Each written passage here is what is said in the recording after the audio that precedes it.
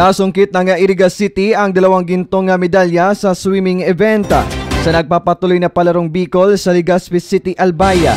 Nakuha ni Ana Marie Valenzuela, isang junior high school ng Severino Arroyo High School, ang 2 ginto sa 50 meters at na butterfly at 50 meters na backstroke.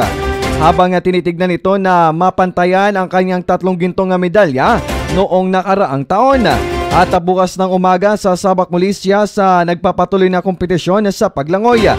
Labis naman ang tuwa ng kanyang coach na si Ami Achero sa pagpupursige ng mga atleta sa paglalaro.